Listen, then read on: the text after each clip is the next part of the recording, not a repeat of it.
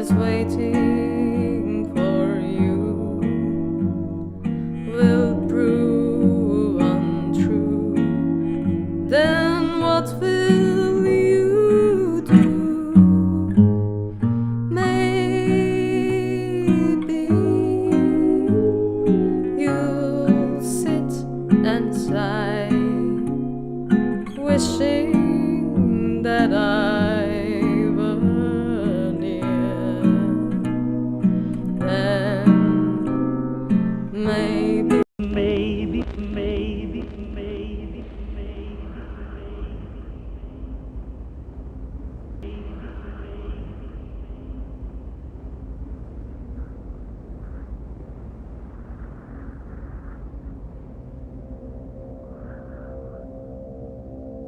War.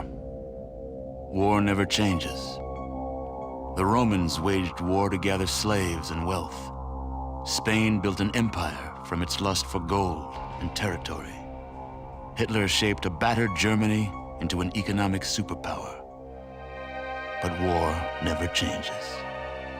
In the 21st century, war was still waged over the resources that could be acquired. Only this time, the spoils of war were also its weapons: petroleum and uranium. For these resources, China would invade Alaska, the US would annex Canada, and the European Commonwealth would dissolve into quarreling, bickering nation-states bent on controlling the last remaining resources on Earth. In 2077, the storm of World War had come again. In 2 brief hours, most of the planet was reduced to cinders. And from the ashes of nuclear devastation, a new civilization would struggle to arise. A few were able to reach the relative safety of the large underground vaults. Your family was part of that group that entered Vault 13. Imprisoned safely behind the large vault door, under a mountain of stone, a generation has lived without knowledge of the outside world. Life in the vault is about to change.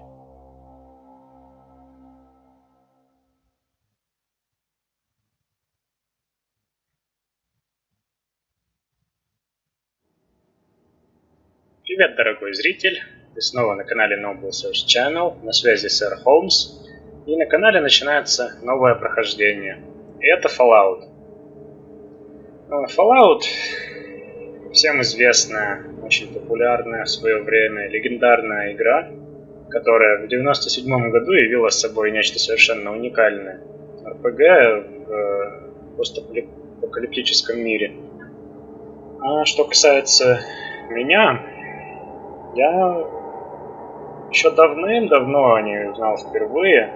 Всегда название этой игры было на слуху, но руки добрались до нее только сейчас. Всегда хотелось ознакомиться поближе с серией Fallout, но как-то были другие приоритеты. Играл я только в Fallout 3, когда он только вышел. И представлял он собой тогда Oblivion в том же постапокалиптическом мире. Ну и под впечатлением этого самого Oblivion Fallout 3 мне довольно сильно понравился. Я провел в нем довольно много времени, но так же, как и Oblivion, сколько раз я не начинал, так до конца ни разу и не прошел игру. Ну, пожалуй, хватит истории. Нужно приступать. Ну, хотелось бы отметить, что интересно. Получается, по сюжету, по лору, как бы Китай нападает на Америку. А вот почему Америка аннексирует Канаду, это непонятно. Якобы, наверное, попытка защитить ее от китайцев. Ладно, я думаю, как раз и узнаем все это. Что это? Заставка заново пошла, пока я тут болтаю. В общем, как развивались события, мы узнаем, я думаю, в ходе игры. И начнем же. Ну пару слов еще о локализации. Речь здесь на английском. в моем случае. Потому что я как-то не особо доверяю русским озвучкам тех лет. Конец 90-х, начало 2000-х. И русификатор. Правда, он не полный, некоторые надписи будут на английском. Я думаю, ничего страшного, с английским у меня неплохо, так что вперед, новая игра. Неудобство заключается в том, что надо попадать вот по этим маленьким кнопочкам. А с патчем высокого разрешения эта задача еще усложняется. И вот, собственно, нам предлагают на выбор 3 персонажей. Силач Макс Стоун, скрытная девушка Наталья такая. В общем, воин, это вор. И Альберт, это харизматичный лидер с хорошими познаниями в торговле. Для тех, кто хочет пройти игру дипломатическим путем, так скажем. Ну, конечно же, если есть возможность создать своего персонажа, то грех ей не воспользоваться. Перед тем, как начать записывать, я досконально изучил все эти характеристики, навыки. Еще до того, как начать играть, я подумал, что хочу, знаете, отыгрывать такого персонажа, который ведет бой на дальних дистанциях, такого снайпера. И вообще такого, знаете, практичного такого выживальца, который устремляется в пустоши, то есть вызывается добровольцем, как раз из-за того, что у него очень большие познания в области хозяйства, не хозяйства, а в общем, практичный очень человек, умеет ремонтировать всякие штуки, хорошо разбирается в оружии и вообще много знает, насколько это возможно в окружающем мире. Звать его, конечно, будет Холмс. Думаю, титул сэра здесь уже не актуален в таких условиях. И будет постарше у нас. Все-таки какой-то опыт приобрести нужно и жизнь прожить. Кое-какую. Я не понял немного с расой, как ее менять и возможно ли это вообще. Вы есть обычный, самый дефолтный чувак. И вы происходите из длинного рода таких средних дефолтных чуваков. То есть игра еще с юморком так описывает. Есть еще длинноволосый чувак и лысый чувак. Я выберу лысого чувака, потому что это, опять же, практично. Потому что где вы в пустошах будете мыть свою густую шевелюру? Итак, с внешностью разобрались. Теперь, что касается навыков. Сила оставим как есть, потому что персонаж будет предпочитать дальний бой. Стараться врагов не подпускать к себе близко. А вот мудрость как раз, судя по описанию, очень важна для снайпера. Ну, то есть мудрость есть что-то вроде обоняния, восприимчивость, так скажем. Способность иначе видеть, слышать и замечать. Ну, не иначе, а просто лучше. Поэтому поднимем на пару пунктов сразу. Выносливость. Тяготы лишения. Книжки жизни. Ну это да, и на единичку тоже стоит поднять для нашего выживальца. Харизму наоборот немного понизим, потому как персонаж такой немного, знаете, особняком сам по себе. И со всеми трудностями стремится справляться сам. Интеллект тоже немного поднимем. Потому что что? Почему бы и нет? Ну и ловкость. Тоже на пару пунктов. Удачу тоже оставим как есть. Тут позволяют еще выбрать какие-то особенности на выбор. Я тоже долго мучился. Точность однозначно. И вот выбирал я долго между умельцем, талантом, полуночником и всяким устойчивостью, воздействием. В итоге решил, что полуночник наиболее интересная особенность. В общем, персонаж получает прибавку к навыкам в ночное время, а в дневное, наоборот, теряет. очко интеллекта и мудрости. Так что так.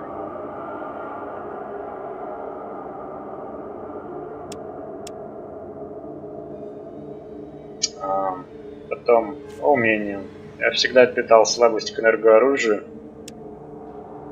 в серии Fallout, так что одним из приоритетов поставим, собственно, нахождение этого энергетического оружия, и думаю, им и будем пользоваться.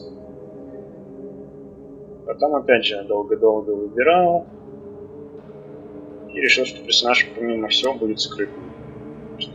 Ну и скиталец — это умение, которое наиболее точно характеризует нашего персонажа. То есть, грубо говоря, выживалец. Не остается подолгу в закрытом помещении, ну, то есть много путешествует. Знает много о зверях, птицах, растениях и пустыне. Полезные навыки для выживания. Собственно, настройка закончена. Приступаем.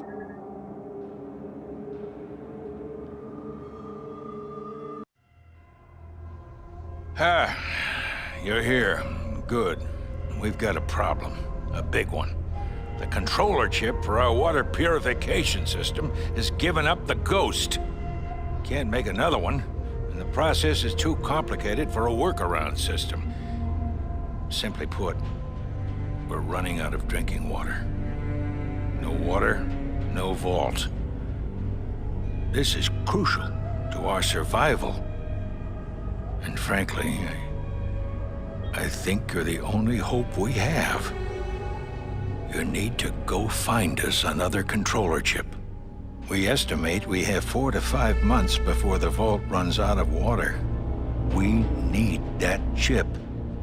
We marked your map with the location of another vault. Not a bad place to start, I think. Look, just be safe. Okay?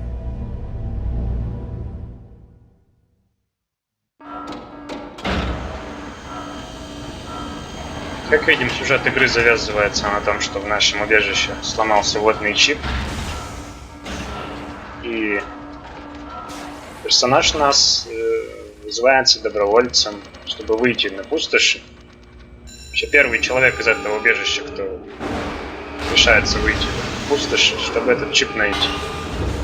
Вот еще мне очень нравится, как здесь сделаны эти двери огромные. Сначала отодвигается, потом выдвигается такая лапа, хватает и выкатывает. Интересно сделано. Ну и нам отметили какое-то ближайшее убежище другое на карте. Мы живем в убежище 13, а то убежище 15. Вот, собственно, первая наша задача — это его и найти. Ну и вот как выглядит эта игра. Вид сверху. Можно перемещать карту, то есть двигать.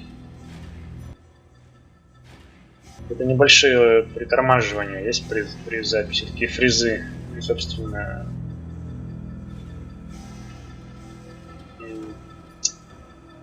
в роликах это было тоже заметно. Но я думаю, этих роликов не так уж много. В общем, посмотрим. Итак, сейчас персонаж находится в обычном режиме, и можно переключаться на боевой. В этих пещерах много крыс всяких, с которыми нам предстоит сражаться. Инвентарь стандартно на I. Дается пистолет изначально и нож.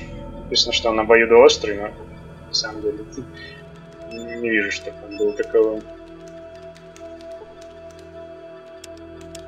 Кажется, я его выкинул. С управлением я еще тут не до конца освоился. Ну, да, что-то тормозит, играть не очень удобно. Пока терпим.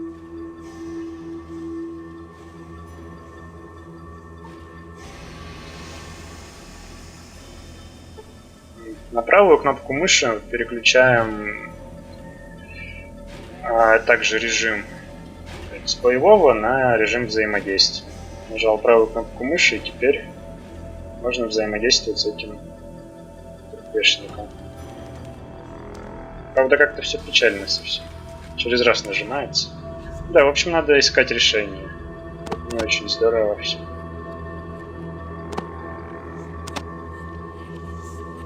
Просто неохота сейчас так... под настроение игра хорошо зашла. Сейчас прерываться не очень хочется. Мне интересно, куда оно ждет? А также видно компьютер. А, вон он лежит. Компьютер входной двери. Включаетесь к дверному компьютеру. Компьютер не распознает ваш код доступа. Ну, нам оно и не надо.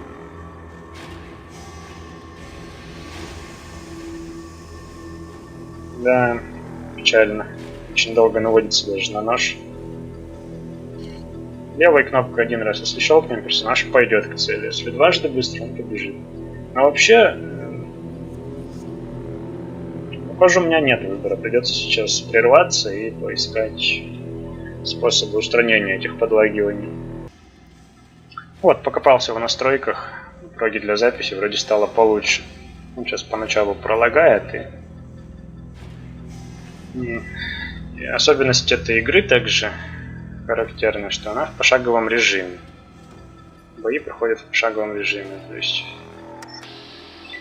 вот сейчас я активировал боевой режим, и у нас над иконкой оружия отображаются очки действия.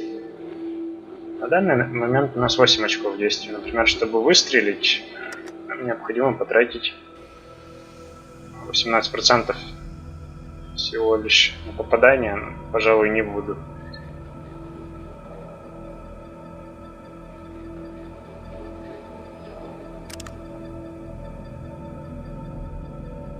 И можно поменять оружие, нажав на эту кнопочку. Лучше пользоваться пока оружием ближнего боя. Тем более, что крысы противники не такие уж грозные. Но, к сожалению, вот у меня осталось 2 очка действия, чтобы ударить крысу нужно 3. Вот нажатием на эту кнопку мы заканчиваем ход. Передается ход врагу. Да, и вот крыса меня кусает и попадает. Печально. А я промахиваюсь. Дважды. Позор. А сейчас крыса почему-то бездействует. Пи, говорит. Нате. Ты смотри-ка, еще живая, зараза.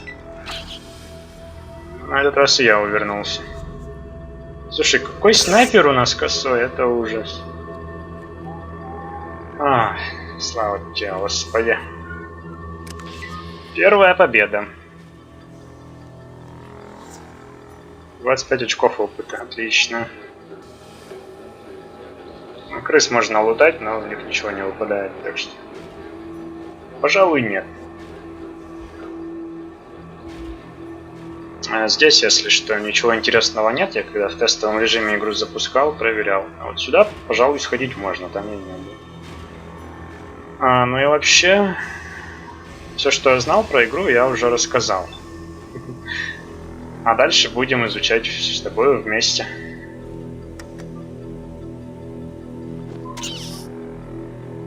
Отлично. Вот это вот успех. Так, выходим из боевого режима. Получаем опыт. По привычке руки тянутся к стрелочкам, как в варенье. А у крысы, как видите, очков действия и того меньше. И зачем я пропустил ход? Ей хватает их только, чтобы дойти до меня, но ударить она уже не успевает. Так, а есть ли какая-то горячая клавиша для пропуска хода? Интересно. Потыкать, ну или загуглить. Вот скажем, что у нас на C? Это экран персонажа, хорошо. Вот, сколько карма. 3 крыс убил. Хорошо. А карта у нас есть? Да, на таб. Вот в пещеру. Есть какой-то сканер, но, так понимаю, на пип-бой нужно Попробую сначала включить этот сканер передвижений. Вот еще тут можно переключать режимы, я правда не знаю, что это означает. Разберемся. А, ну да, внизу это как бы все меню Пип-Боя. Знаменитого Пип-Боя. А вот это у нас что? А, умение. А, это можно... Все, понял, то есть... Выбирая из этого меню... Сейчас крадемся. Кстати, попробую прокрасться между этими крысами. Например, вот взлом. Выбираем, наводим на цель для взлома. Ну, понял, понял, хорошо. Как это отменить только теперь? А, все, правой кнопкой мыши. Да давай уже.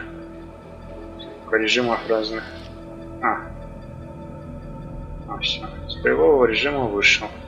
Так, крадемся. Огромное количество крысиных испражнений. Ну, могу посочувствовать только. Еще так можно забавно наводиться на цель и будет сообщать, что я вижу крысу, я вижу кучу камней. Так. Вообще, по всей видимости, тут тоже ничего интересного нет.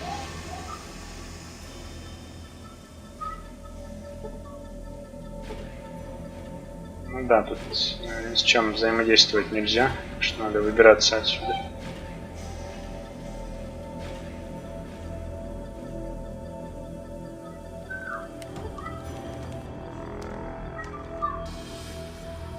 Крысы окружают.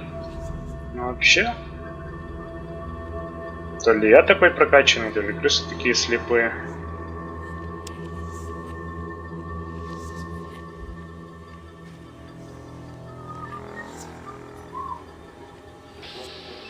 Так, крыса. Тебя я не заметил. Ух ты, с первого удара? А, нет, вру. Сбиваем крысу с ног. Добиваем. А, смотри, живая еще.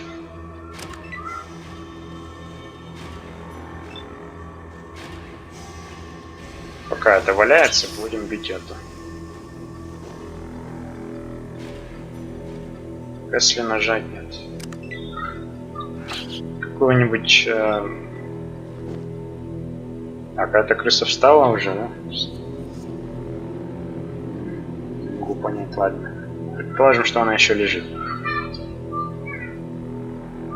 Быструю клавишу, чтобы на окончание хода. Надо было тебя добивать, пока ты валялась.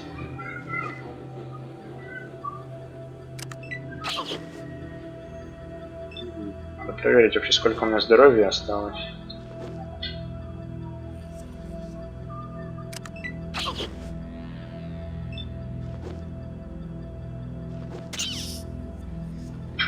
Ты глянь только, что за крыса. Жалко, что ответного удара нет, как в героях Меча и Магии.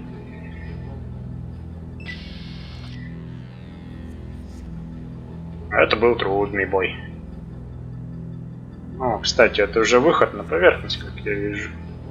Отлично.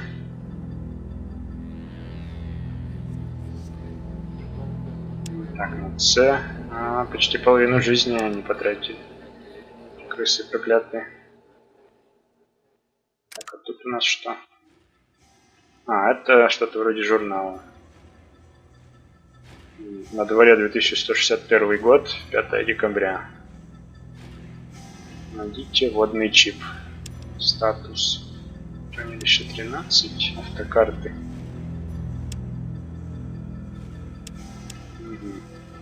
Что мы можем выдать карты. Архивы. Задание Аверсира. Что такое Аверсир? А, можно ролик посмотреть. Ясно.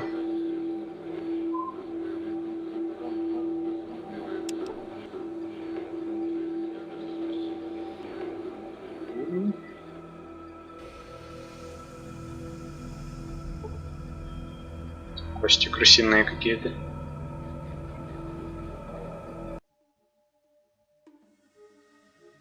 Так. Что это? А, окно перемещения, что-то вроде да, того.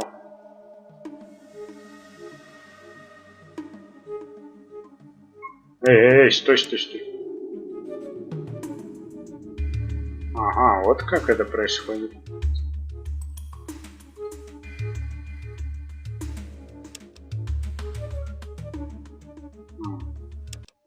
То есть можно двигаться по глобальной карте, как бы.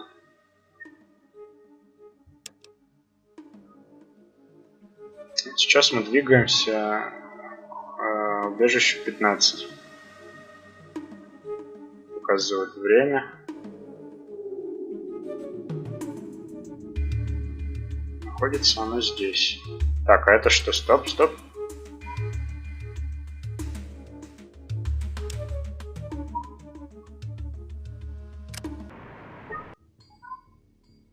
Так, добро пожаловать в Shady Sands, чужеземец. Пожалуйста, бери свое оружие, пока ты здесь.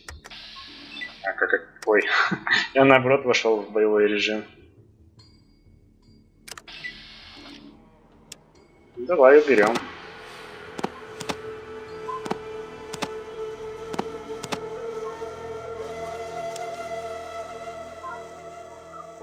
Это псина у них тут.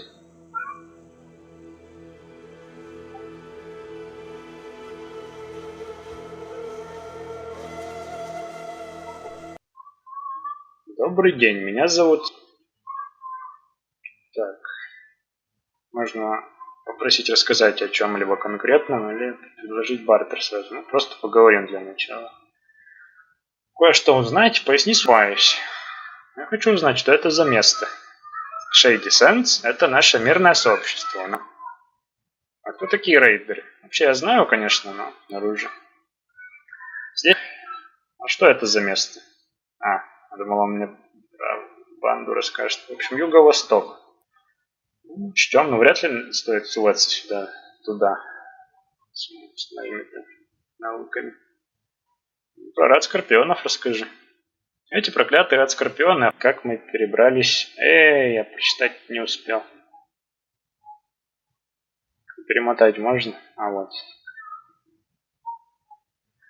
Недели не проходит, как кто-нибудь из наших не бывает отравленных ядом, пытаясь отогнать их отстав. На прошлой неделе они схватили моего брата Джарвиса. Наш доктор... Ну, у вас имена. Я бы нажал, конечно, возьмите меня в пещеры, но так сходу пока на самом деле нет желания. Лучше бы отдохнуть сначала. Вам следует по зданию к югу отсюда. Я вроде как на юг и иду как раз. Меня зовут... Логично. Расскажите сначала про себя. Проводный чип не будем так сходу. Жизни там были очень плохие. Потом произошел раскол, и многие ушли, забрав с собой все лучшее снаряжение. Но некоторым... Расскажи вообще, что происходит в мире. Я знаю очень мало об окружающем мире. Я убежал из хранилища, но Дхарма... Дхарма? Был благосклонен ко мне. И меня нашли люди из Shady Sands. Она указывает на восток. Он путешествовал больше меня. Дхарма. Название... Ладно. Думаю... Расскажи поподробнее про Shady Sands. Покоя. Не считая кое-каких мутировавших животных и других пустыни. Только разбойники доставляют нам беспокойство. Где находилось ваше хранилище? Это было хранилище, которое я и направлялся. Связаться с некоторыми другими хранилищами у нас никогда не получалось. Я думаю, что в этом были виноваты разники, которые атаковали наших людей. Осторожнее. Ладно, а где, например, достать снаряжение можно? Если придется делать то же, что и мы, можете взять снаряжение у своих врагов, если только сумеете выжить. Мы мирное сообщество, так что по большей части мы меняем или производим. Про бартер мы и так, наверное, знаем. А там был вариант спросить проводный чип. Я ищу водный фильтр. Вообще-то да, вы ищете. Мне говорили, что кое-кто пытался вернуться обратно в хранилище и осмотреться, но было темно. Подготовлен. Спасибо и на том. А с собакой можно поговорить? Нельзя. Ладно. Так, это, наверное, юг здесь, да? Тогда восток здесь. Да, такое небольшое поселение. Попробуем зайти в этот дом, например. Давай поскорей. Хорошо. Это охранник. Добро пожаловать, незнакомец. Мы не часто видим вас. Почему? Посмотрите, Шейди-сан. Нам и так неплохо. Последний торговец из хаба продал нам сломанный вес. Мы уже имели дело с вашими грязными людьми. А вы не правы, я гораздо лучше их. Какой наивный. Хорошо, попробую поторговаться с тобой. У него есть крышки. Вот, например, один нож продать, если.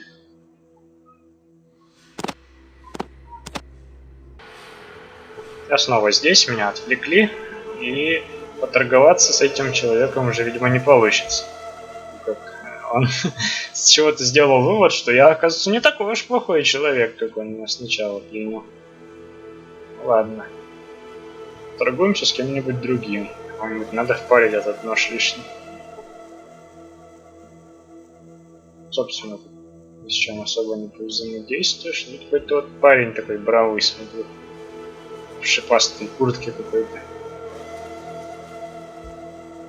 Вот как. На улицу сначала надо выйти. Давай с обывателями поговорим. Я слышал, что род Скорпионы что-то там опять убивают. Короче, пойдем. Даже дети есть тут вижу. Это же дети? О.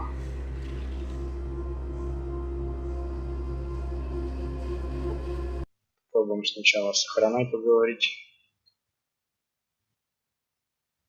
Да, вот тебе я хочу впарить нож. 6 крышек. Ну, не знаю, мне кажется, нож стоит больше. Так ведь?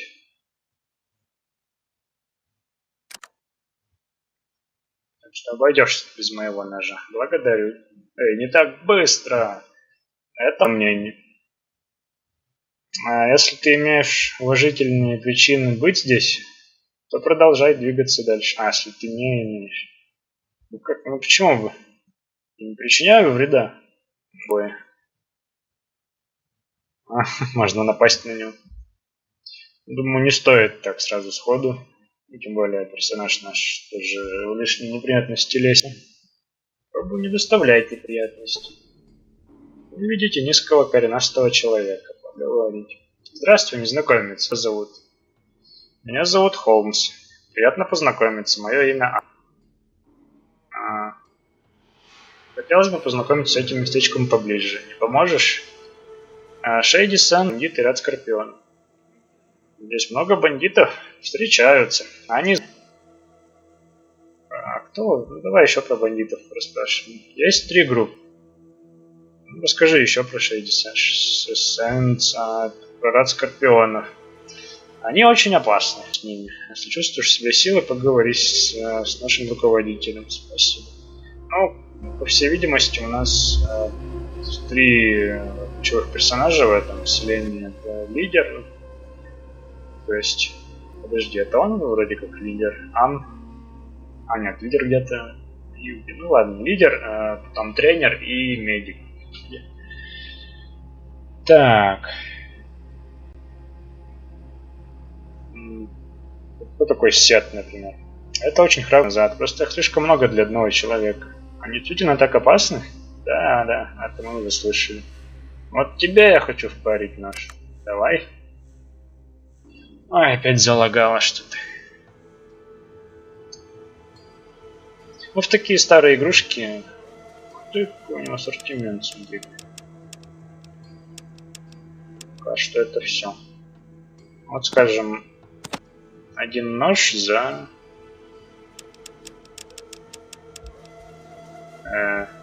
это... Выбираем, сколько штук поместить. Ну, что ты предложишь мне за это? То есть, что, самому надо цену предлагать. Ну, как бы стоит, по идее, 48. Вот здесь, да? Или 40. Давай попробуем за 40.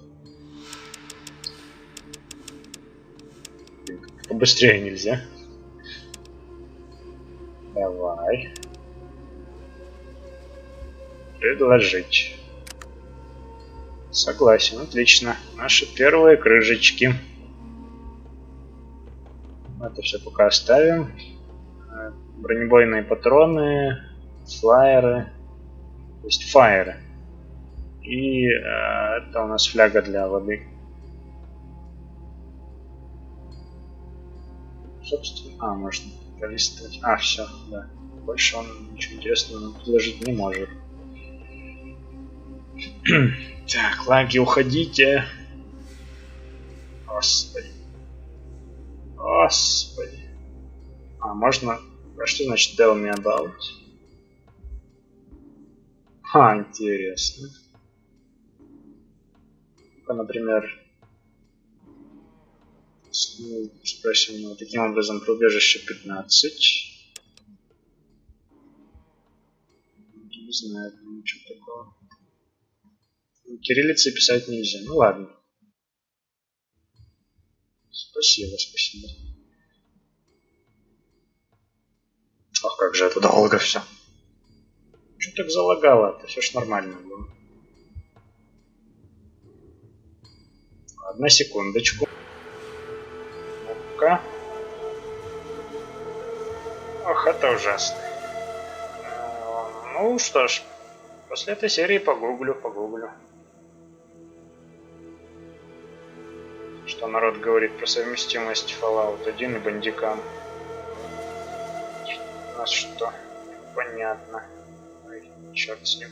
Так, это у нас маленький ребенок.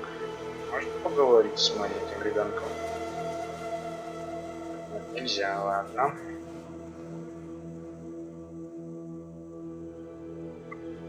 Двигаем сюда. Ладно, главное здание.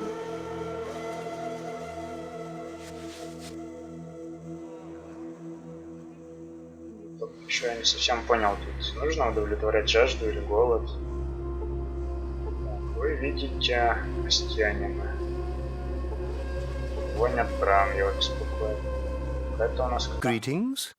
Your business in Shady Sands might be... Что тебе нужно в Shady Sands? Я, кстати, на русском. То есть. Ну, за субтитры есть. Так, что тебе на... Так. Ну, будем честны. Я из хранилища на западе. Мои люди... Wanderer, I shall believe you for now. You may enter Shady Sands, but be warned, your every move will be watched. Мне просто подумалось, не ответит ли он на пару вопросов. Certainly. What do you wish to know?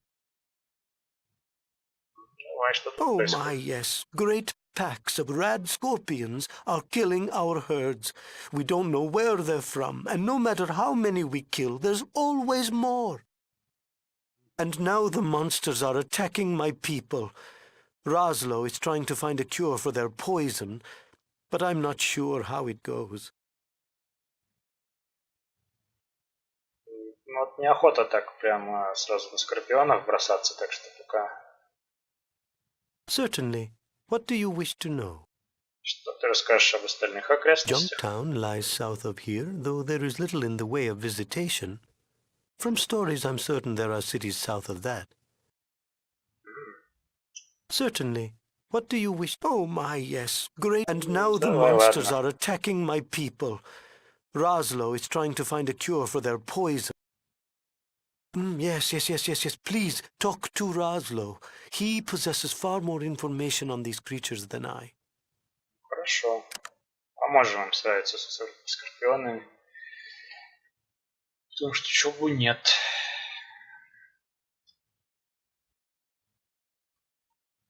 А как все это долго, господи. Так. Повар. Что нам скажет повар? Я слишком занята, чтобы разговаривать. Правильно, повара всегда заняты. Люди, у которых всегда много работы. Так, ну давай. Управление пока еще ко мне враждебно, так скажем.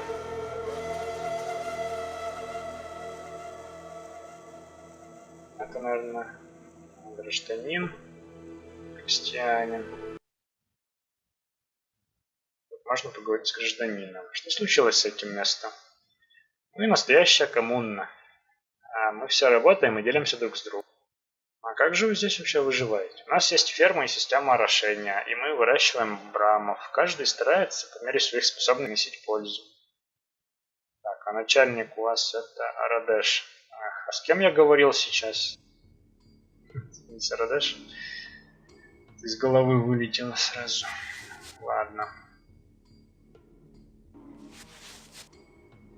Надо еще тут найти, с кем можно поговорить, ключевых персонажей. Так, это у нас крестьянин. Вот Разлов. Здравствуй. За лагов я не могу попасть по тебе. Чем могу служить? Так вот сходу. Что тебе известно про род скорпионов? Не слишком много. Стал более опасным, а не разбавился, как я предполагал. Вспоминается, что маленькие собаки такие злые. Сетх охотился на них. Это помогло мне провести кое-какие медицинские эксперименты. Но как такие внимание? Так, ты кажешься хорошо образу делаешь. Меня кое-чему научил, так что успехов.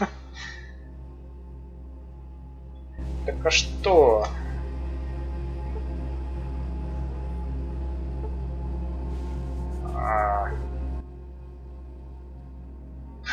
Вы смотрите себе безумно с вами.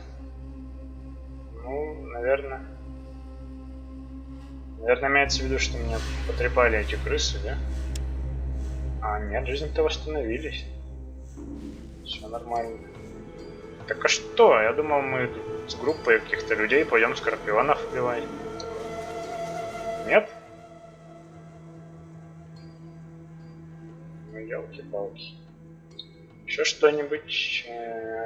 Если бы у меня был образец их яда, в особенности из железы на их хвосте, я бы смог создать противоядие. Похоже, опять все придется расхлебывать самостоятельно, да?